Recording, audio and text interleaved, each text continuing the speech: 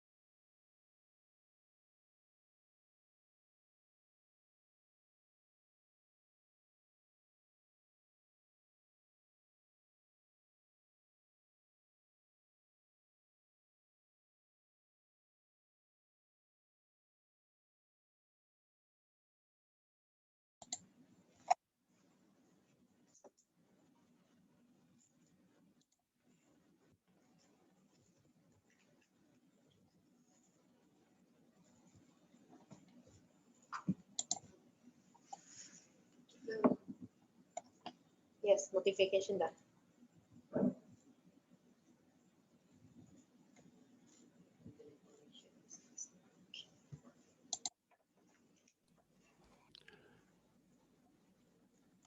Hi, good afternoon. Welcome everyone. I'm Shiza from Utah. Welcome to today's ATSE webinar, Remote Learning STEM Resources for Teachers. If you have any questions, please leave your question at the chat box.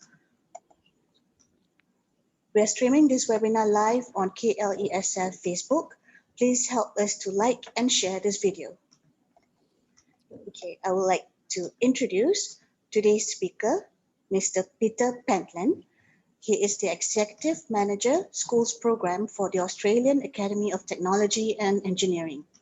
He has extensive experience in class teaching and in writing for education audiences, including senior physics textbooks and primary school library books aimed at inspiring students to consider careers in STEM.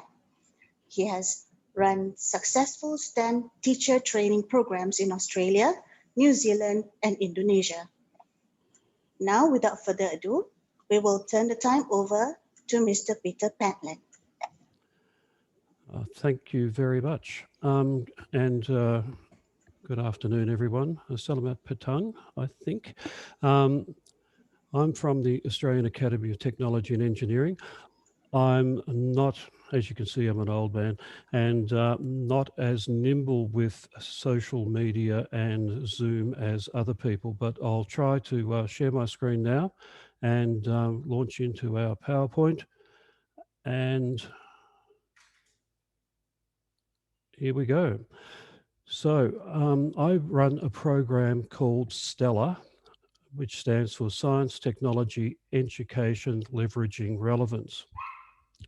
And it's run by the Australian Academy of Technology and Engineering. I was watching a TV show last night, and they were showing some students who had graduated from high school. And they were talking about 13 years that they had been at school, and this program has been going for 13 years. So those children were in preschool when we started, and now they have gone all the way through to the end of their secondary schooling. And it's a little bit of a parallel for our STELR program as well.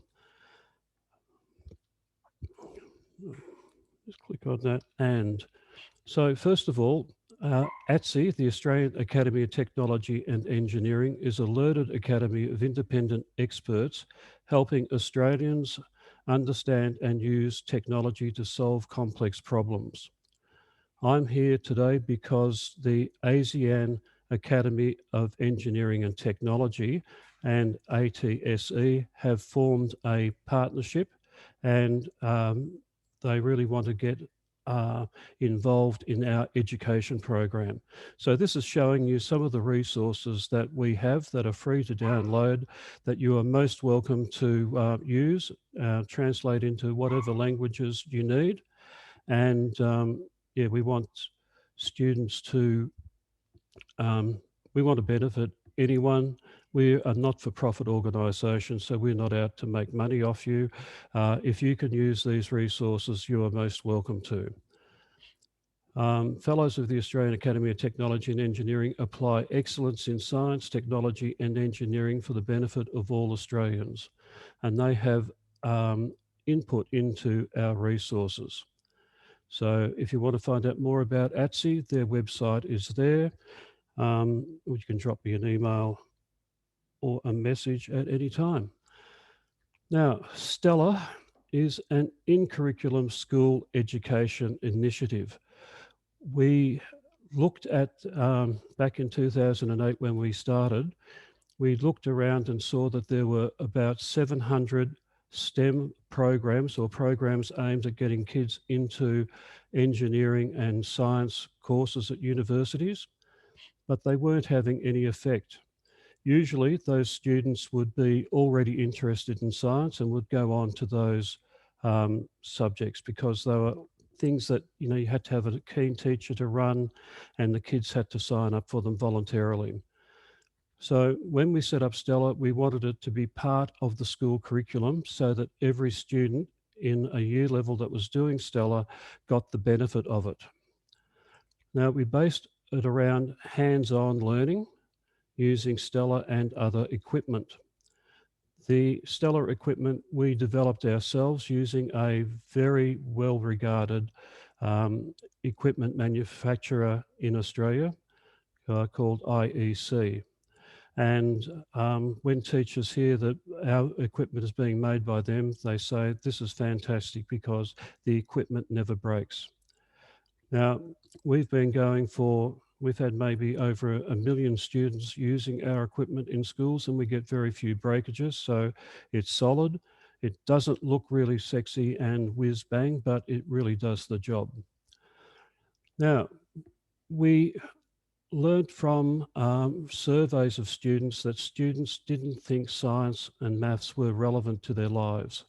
So we decided to have a hands-on approach and we decided to have a context that was relevant to the students. Now, the first one that we looked at was climate change and global warming. And the way to get that into the curriculum was to look at renewable energy resources, which would ameliorate or reduce the effects of climate change through their use. So our first set of equipment and resources were around renewable energy. So we're able to fit into the school curriculum because teachers, if you're all teachers, you know that you're very busy, you haven't got much time, and you don't want to push something extra into this curriculum because it just takes away time from the others. So we looked at the environment in Australia. There were a lot of teachers from teaching in year 7 through to year 10 who didn't have a physics background and didn't have a very strong maths background or a strong chemistry background. So we call those teachers teaching out of field. So we went for energy because students have to learn about energy transfers and transformations. And that's what our two major kits of equipment are using.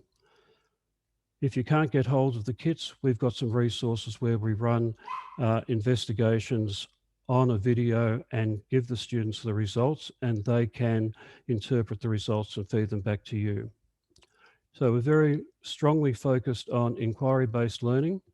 And one of the main factors that has increased the number of students going on to study maths and science at year 11 and 12 is STEM careers.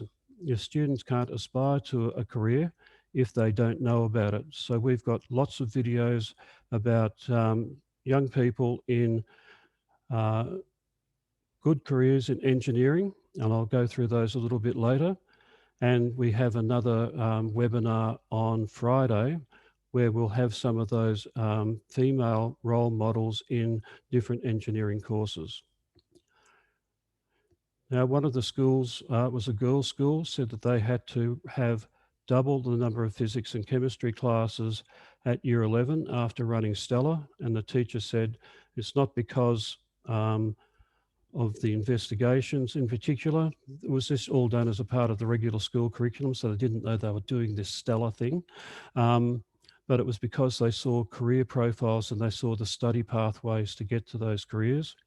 If you need to do physics to get into that career and you really want to do that career, then you'll study physics. Now, what does STELR look like? I'm going to try and stop sharing and turn on a video at this stage. This could be very thwart. One moment, I'm going to now screen share another thing, and we'll go to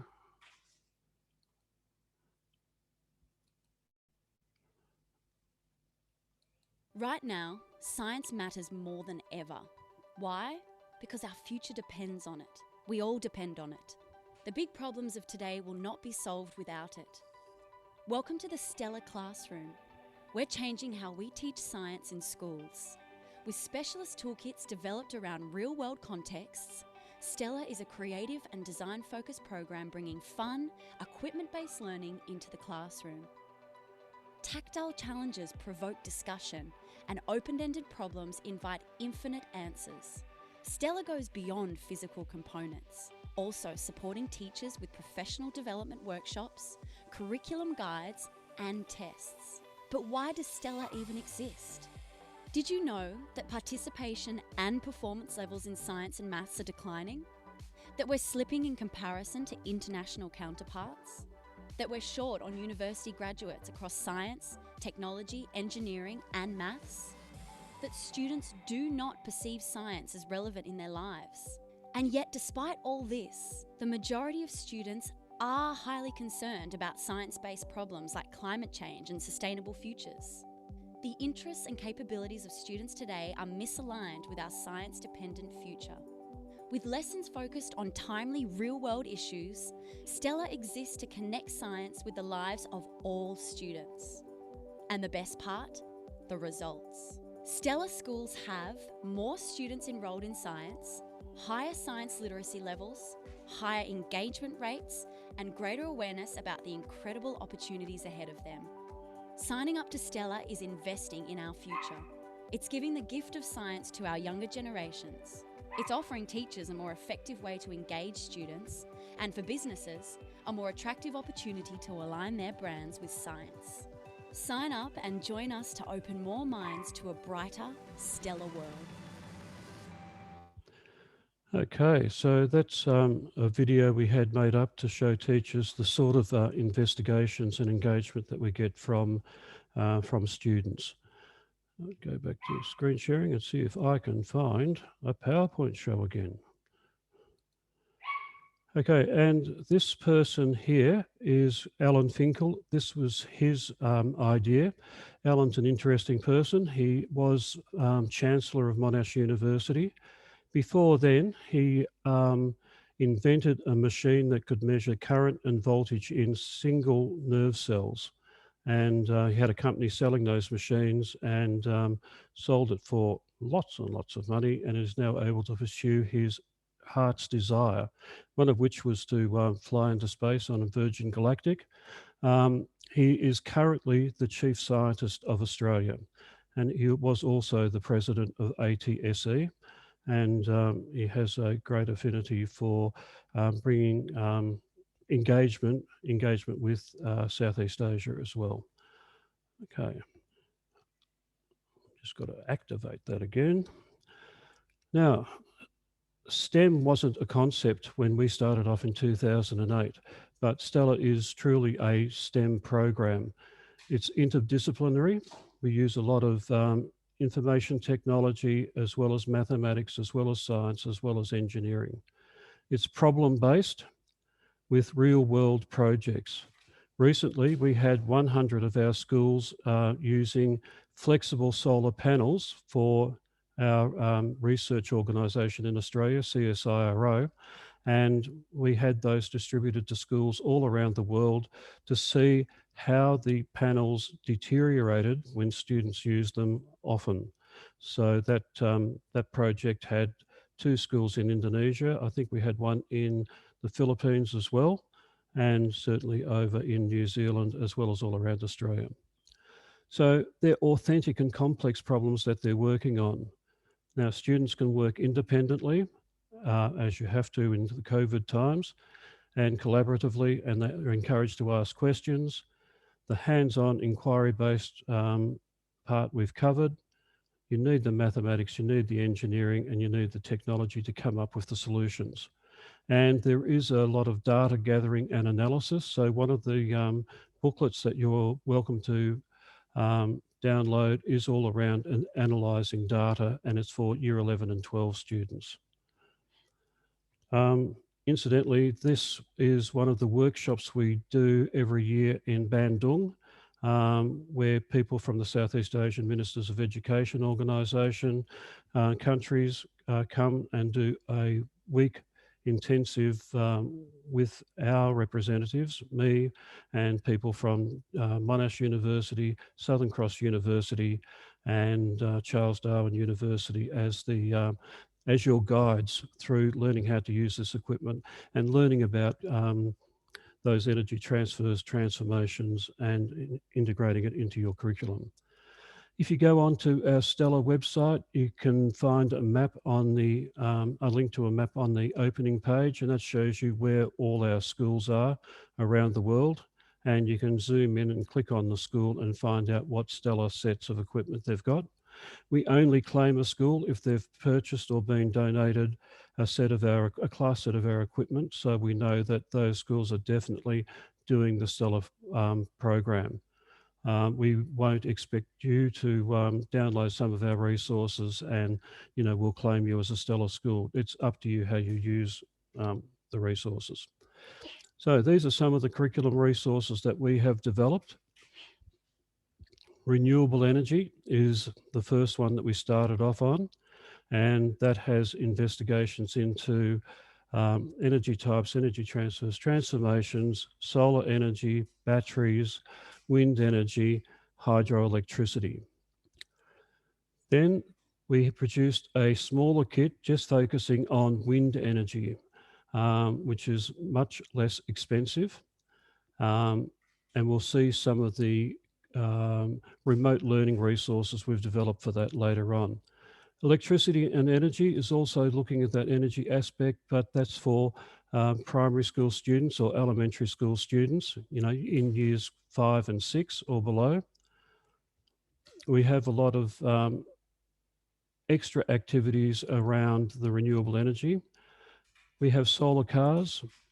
So this is for an application of what the kids have learnt about solar energy and applying them to make that solar car go faster than anyone else. Our next major kit of equipment is around sustainable housing. We'll have a look at we're just developing the remote learning videos for that at the moment. And talking to Shazar previously, we'll be able to get Malaysian subtitles onto those videos as well.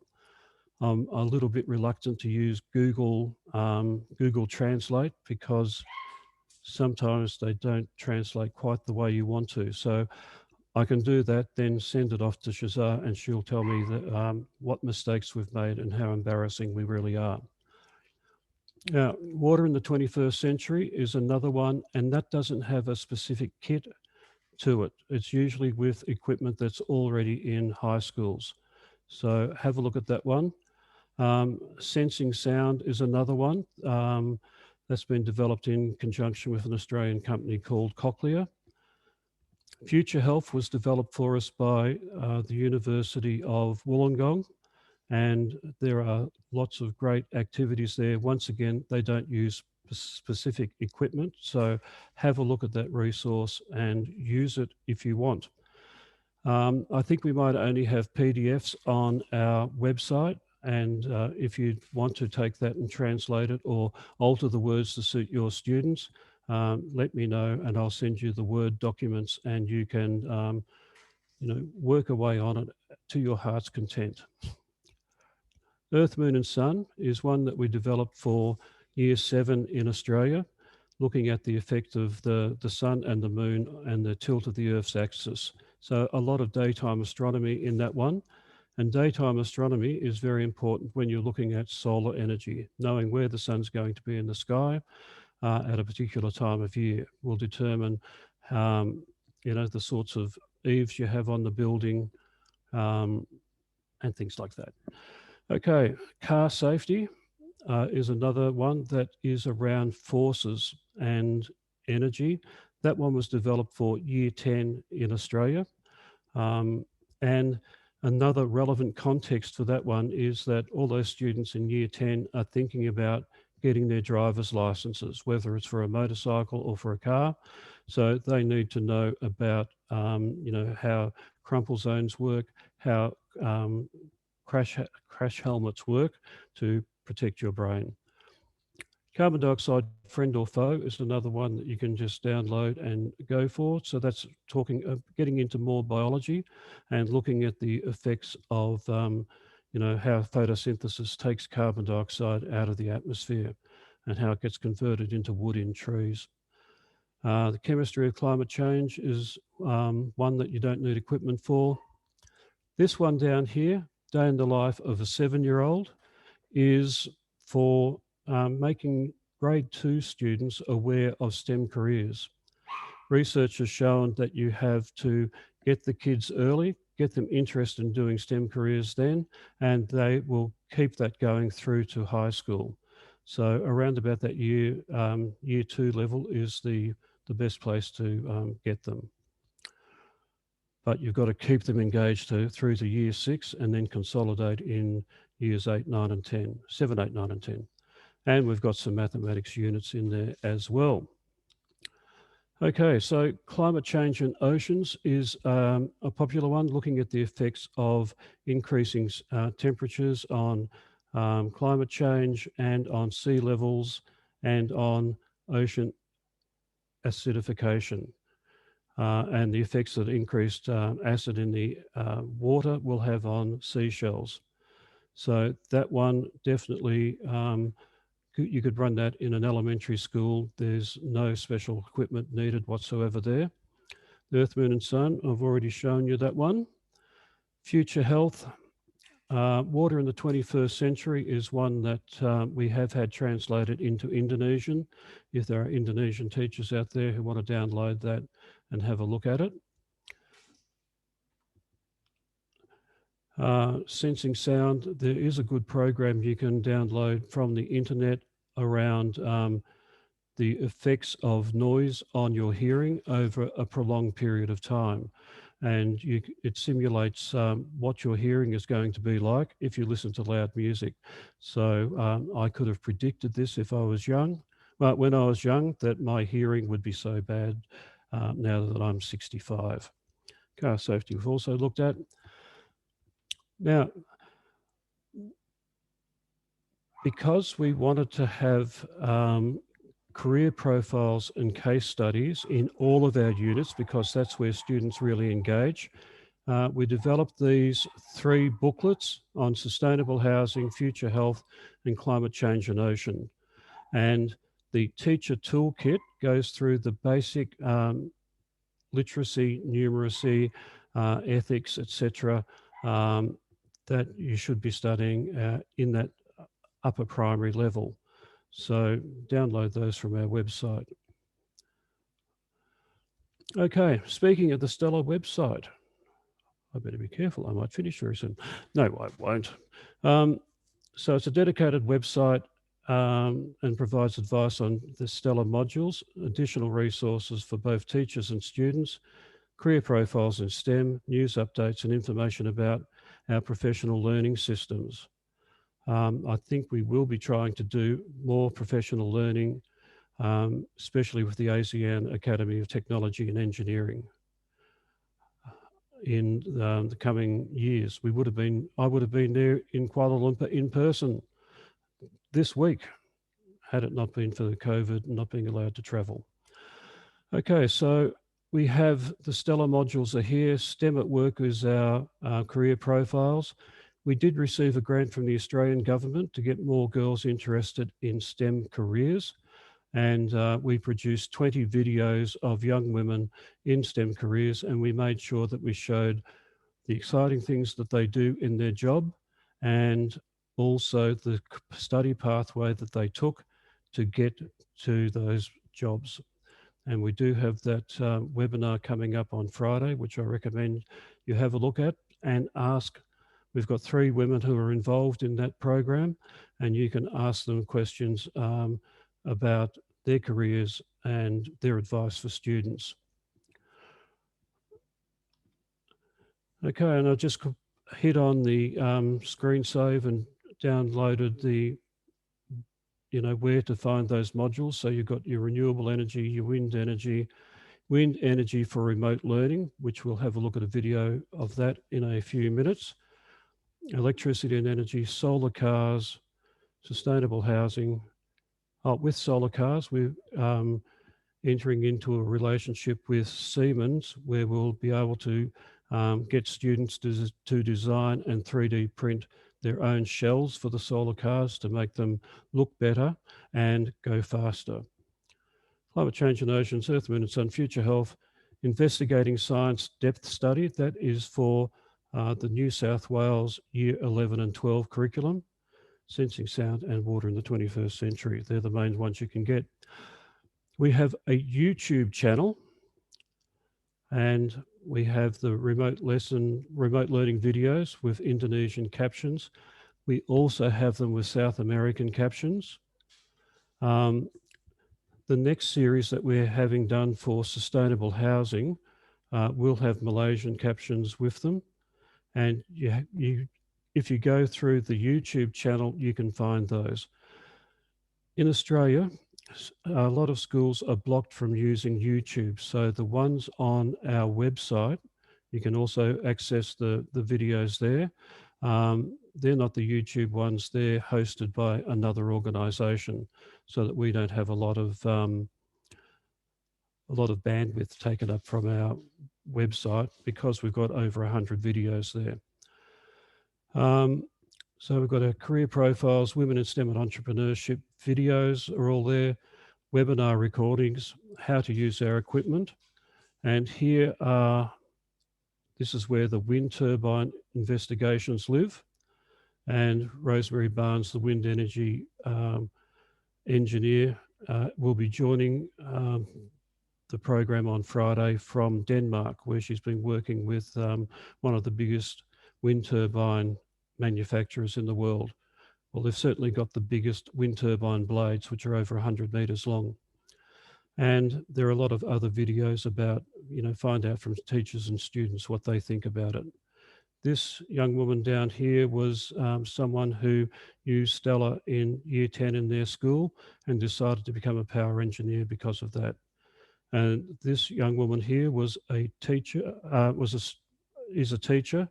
When she was a student, she used STELR, and she was just so delighted to find it at the school where she started first teaching. Okay, so the renewable energy program, I think we can take a little bit of time to watch one of the videos here. This is a student kit that we have, and we recommend that you have 3 or 4 students working on a kit. They have multimeters to measure current and voltage. They have a power pack, a power supply that provides a 12 volt or 6 volt AC supply. for running the lamps, which are our artificial sun. We have these things down here, which are cotton reel racers, just to look at elastic potential energy being transformed into kinetic energy and sound. We have batteries so that students can see how to connect batteries up in series and parallel, what it does to the voltage. Because when you come onto the solar panel, these cells will each give you 0.65 volts in full sunlight. So if you want them to give you 2.5 volts, then you connect them up in series. So they're able to do that using these sockets down the bottom. This one here is our wind turbine generator. These are hubs that you put the blades into to make your wind turbine. And we'll have a look at that soon. And we wanted something where you could show your testing, your energy transformation. So we have this testing station. It's got a motor. It's got a variable resistor, an incandescent lamp, a buzzer, and an LED lamp. These ones have red and black terminals because you have to connect the positive up to this side and the negative up to that side to make them work. All the others, it doesn't matter which way around you have them. This one over here is using one of the wind generators to make a hand crank generator. So the students are able to see if they can generate enough electricity to blow the light or to make a really annoying buzzing sound and disturb their teachers and classmates. This is our Pelton wheel for hydroelectricity. And these ones here are jumping cups. Once again, it's you turn them inside out, put them on the table, and they'll jump up in the air. And that's to show energy is being transformed from elastic potential to heat, sound, kinetic energy, gravitational potential energy, then it falls back down to the table. Okay, so the remote learning videos are on the YouTube channel and they look like this. I'm going to stop sharing and see if I can find which one we do. Perhaps we'll have a look at the third one, the best angle to have your wind turbine blades.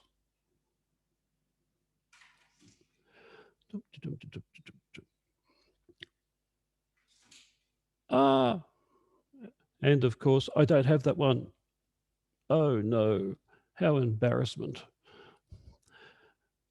Okay, I'm going to go back and we'll go hastily into the next slide.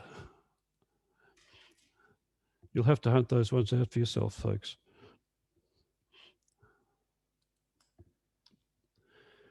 Okay, so these are the tests. This is a screen grab from the third video. So what's the best angle for the blades to be at? And the answer is about 15 degrees. How long should the blades be? The longer the better, but with our fans, sometimes the blue and the yellow, the shorter ones, produce a lot more electricity. And how many blades should we have? So in all of these investigations, you're looking at controlling variables. Which one is the dependent variable? Which ones are the independent variables? Which ones are you going to keep constant? Which ones are you going to change? And then how can you draw conclusions about what's the most efficient energy efficient way of setting up your wind turbine? And there it is with the Indonesian subtitles on YouTube.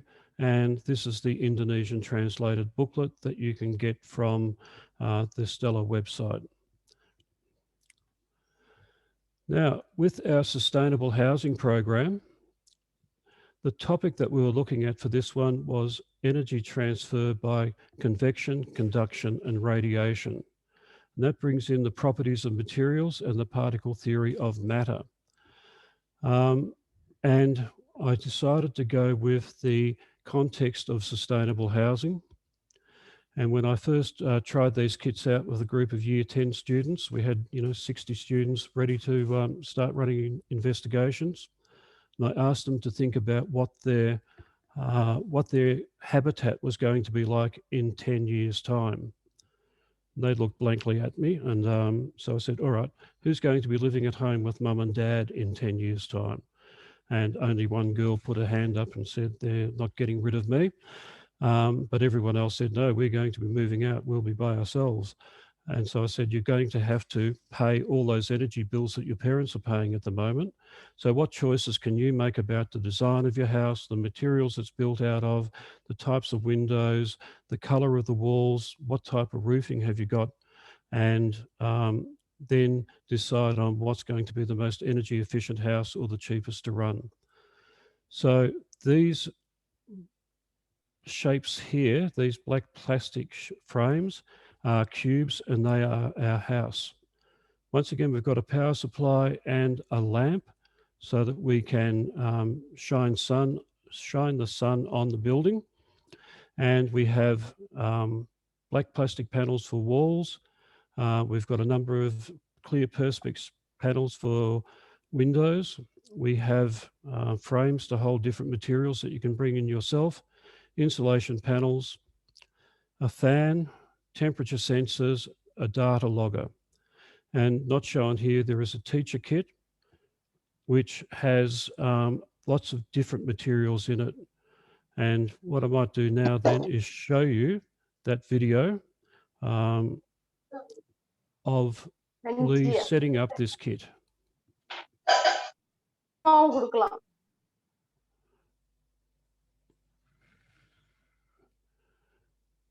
Okay, which one will we go for? Let's go for walls.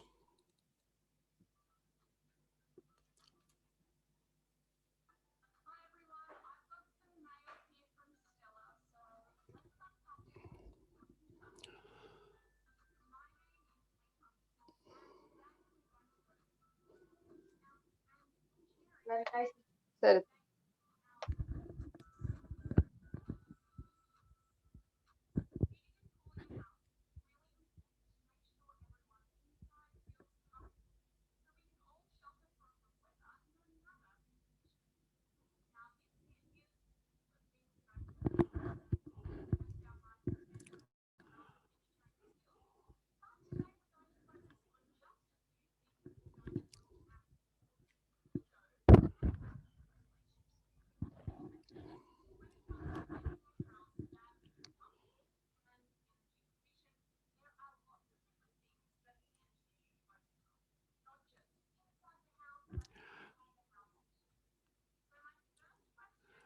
Wondering if I am screen sharing.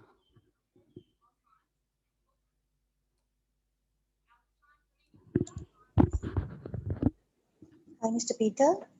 Hello. You okay? Can you do the screen sharing? Sorry, everyone. I thought that was going too well. I will have to go back and do the screen sharing properly. It didn't look right to me. Sorry. Dumpty dumpty dum. Okay. Okay, now go back to here. Go to screen share. Hurrah. I go to new person, general staff, webinar, media player.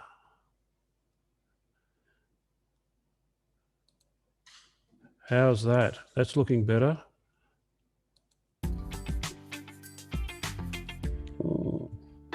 Hi everyone, I've got some mail here from STELR, so let's unpack it and see what's inside.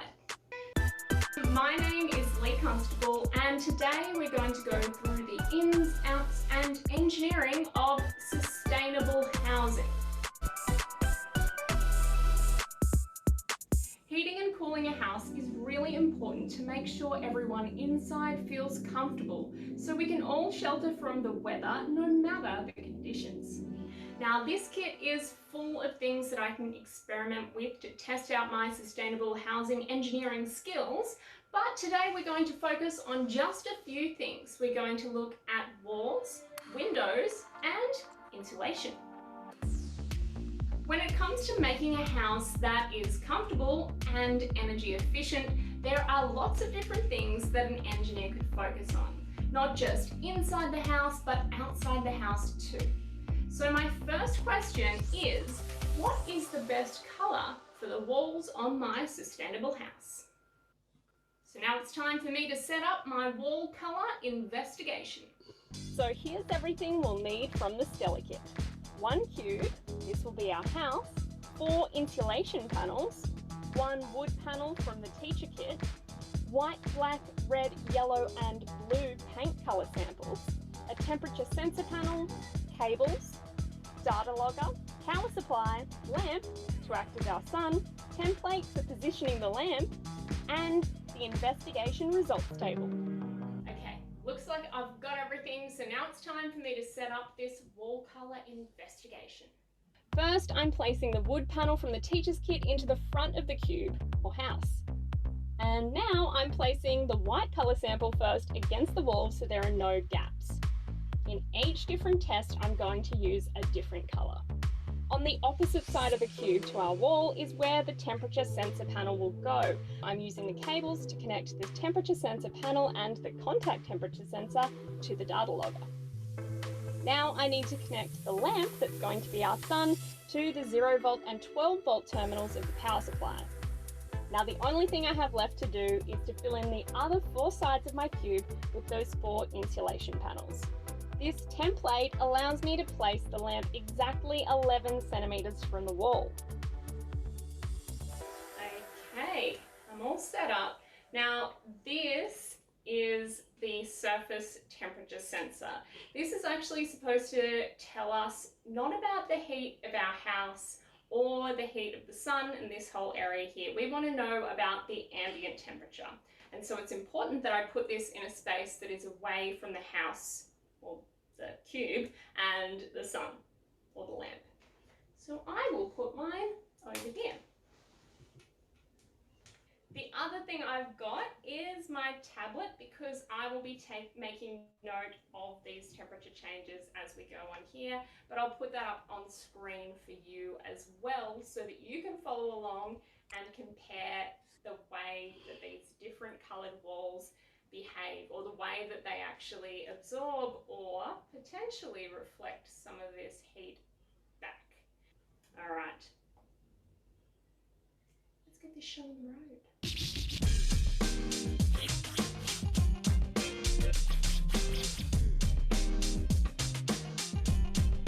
Remember that even after you turn the lamp off, it will still keep giving out heat. So to avoid this having an impact on your results, move it away. Now, while I move on to my next colour, you can check this out.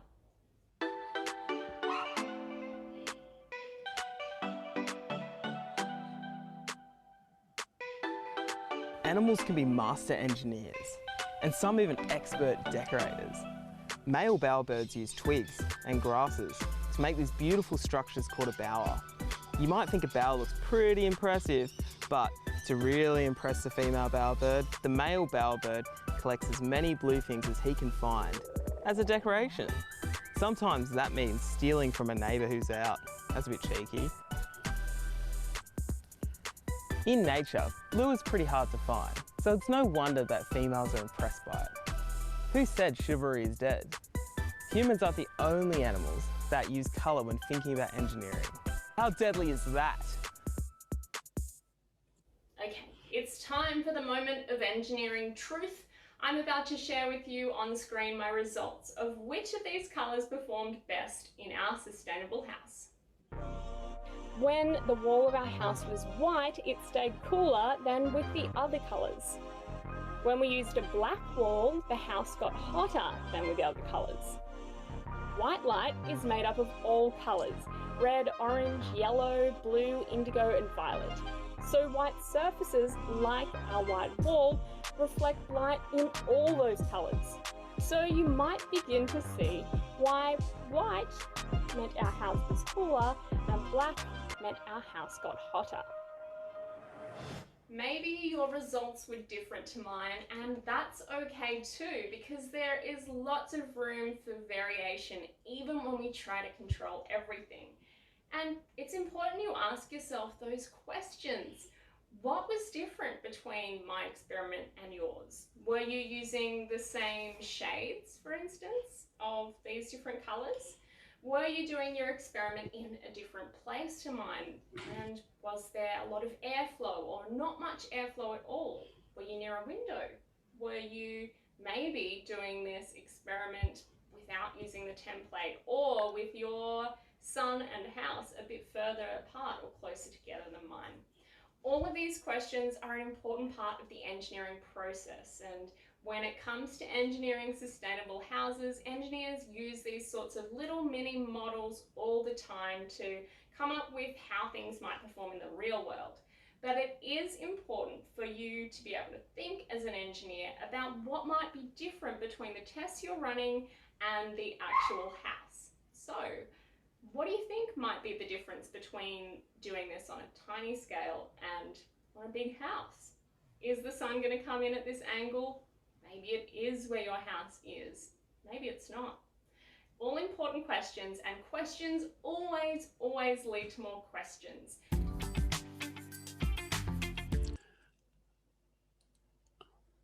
Okay. So we are producing the book with all those results in it and a number of questions for the students to answer about the investigation and to draw their own graphs and draw their own conclusions from those graphs. Okay.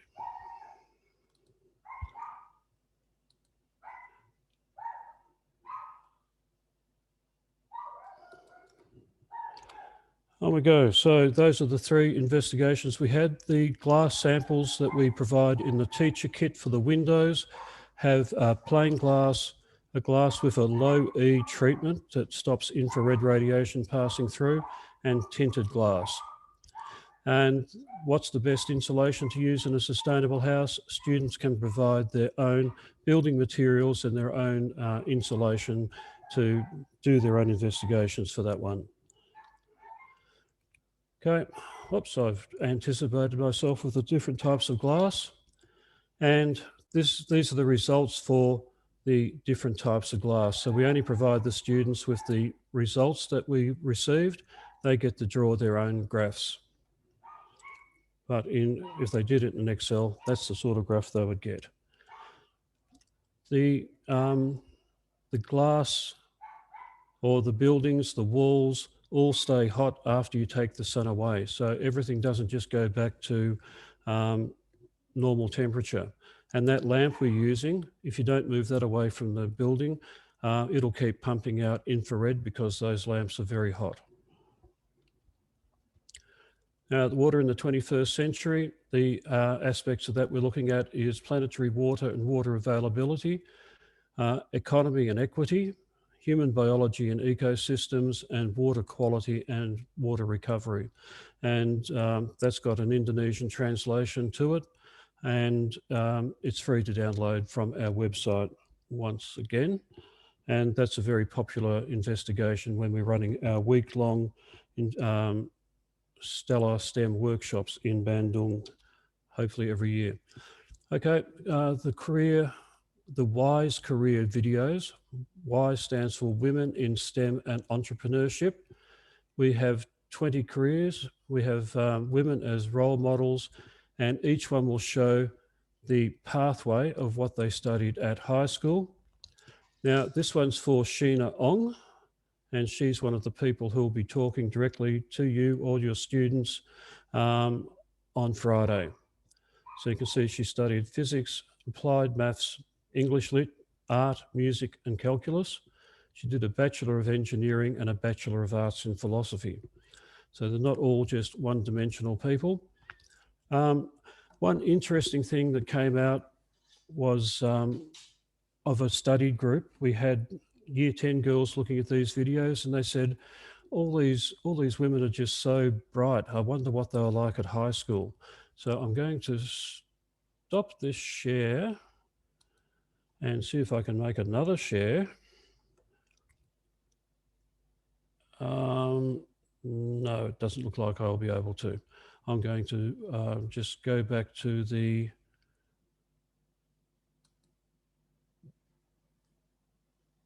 PowerPoint slideshow. Sorry about that, but yeah, all these young women really didn't have that much of a clue of what they wanted to do when they were at high school. Pia, down here, is who is also going to join us on Friday. She became an ecologist, a marine expert, and she is got a company now where she makes food out of seaweed. And when she left high school, she thought she'd go back to Sweden and do an arts degree, but then she realised that she really wanted to do science, came back to University of Wollongong, studied marine ecology, and set up a company from there. So those are the 3 taster videos, and you can get those from our website or from YouTube. I've got to click on that. Okay, here's our shameless plug for Friday, the 18th of December, 1 o'clock to 2 o'clock. Sheena, Rosemary Barnes, and Pia will be your panelists. So please encourage your students to have a look at that if you're able to. One thing about careers, when we set this up, being in Australia, we didn't want to just piggyback on American stuff. We gave schools a copy of Al Gore's An Inconvenient Truth, and we thought it's all about Al Gore, it's all about American accents, it hasn't got any application really to what's happening in Australia. So I want you, if you use our materials, to think about how can we use our home country as to provide examples. So Professor Amal, Rose Amal here, was born and did her initial education in Indonesia before moving to Australia. So she's a fellow of our academy, and I got her to give us a career profile and then translated it into Indonesian. And 3 of her students also did those career profiles. So you can print these out, put them up in your classroom wall, and students can, read them as they're passing by, if they so desire. Another thing that came out from the workshops in Bandung was that the teachers really love these clip-on microscopes that go onto your smartphone. So one of the teachers from Indonesia got, I think, 60 of them, and she said that regular microscopes in the classroom get gunk in them in the tropics, and they don't work so well. These are very cheap, 10 Australian dollars, less for you if you let me know. And they just fit on a smartphone, and every teacher has their own smartphone, so they're able to then convert that into a microscope. You can take pictures and then enlarge the pictures as well, so they get quite good magnification from them. Okay, so we are on social media through Facebook at the STELR Project, and that's all from me. So I will stop sharing that, and I'll see if there are any questions.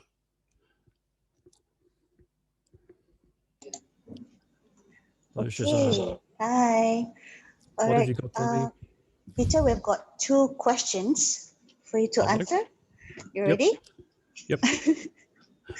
Okay, first one is from Miss Padmavati.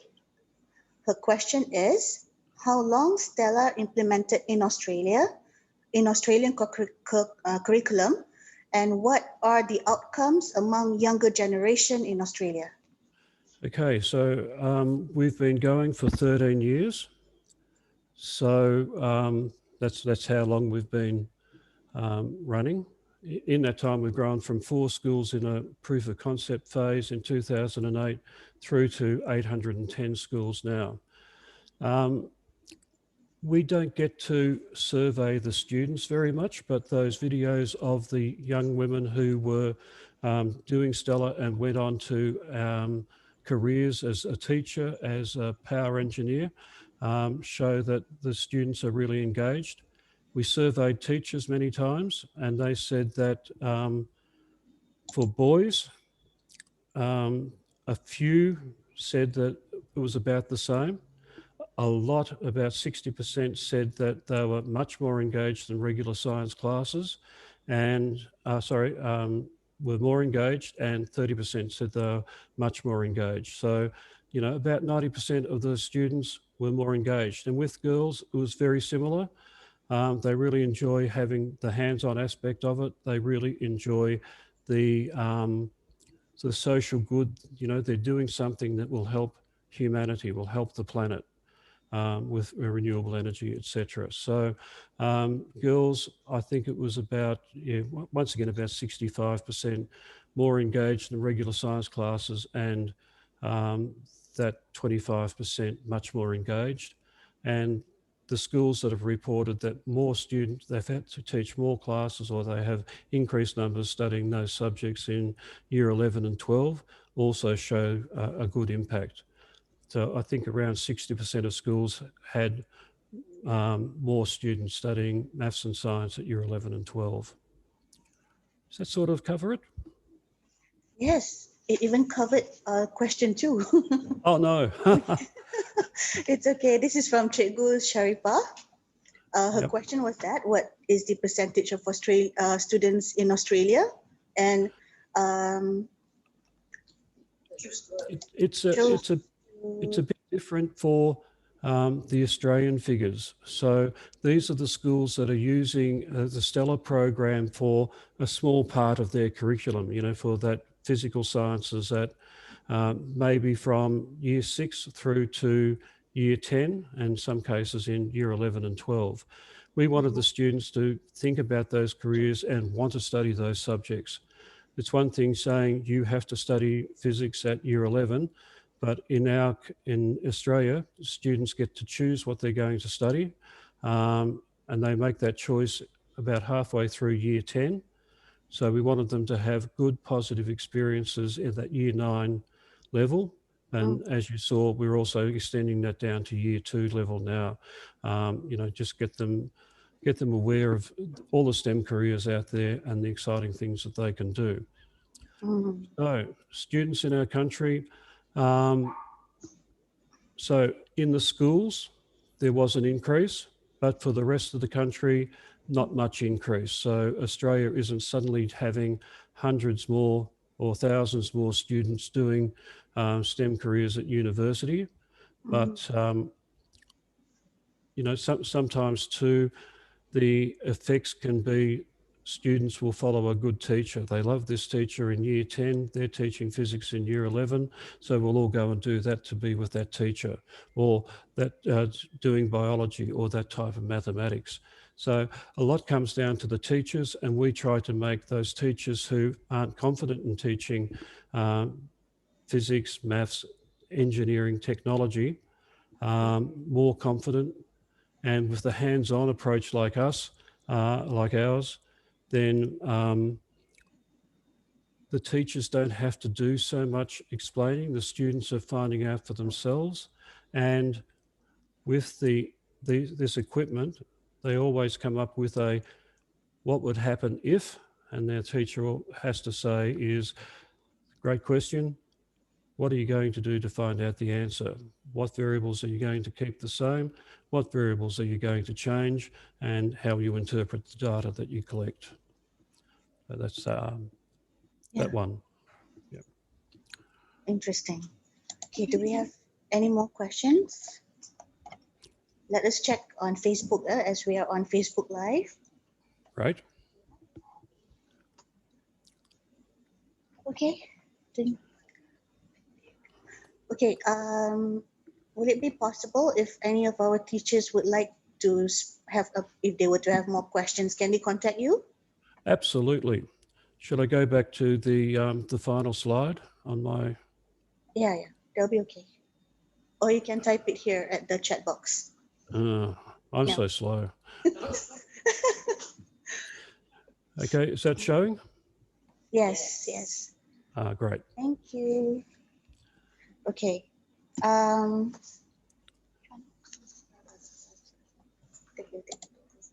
Okay, I think we don't have any more questions. Can all participants turn on their camera so we can do a group photo? Yay. Yeah, but you'll have to stop sharing for now, Mr. Peter. I'm so sorry. Oh, Yeah. okay, they've all got it. Okay. Okay. Hello, everyone. It's good to know that you're out there. I hope my Australian accent wasn't too hard to understand. No, and you made it really clear. Thank you. Okay.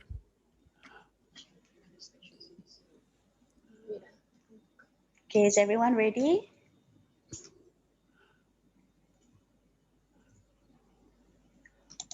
Let's see. Okay. Okay, ready, yeah? So when I say 1, 2, 3, you can start smiling. Okay, 1, 2, 3, smile.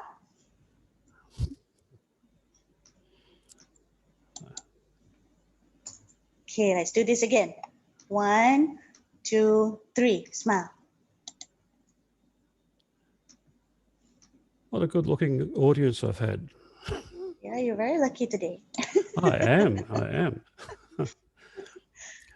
Okay, I think that is And it. if anyone does want to get notification of the next workshop we have in Indonesia, whenever that might be, please send me an email and I'll make sure I send you the sign up details. So it's for everyone through all of Southeast Asia. We've had people from Myanmar, all the way up to Korea, Japan, so everywhere, but especially Malaysia. We need more.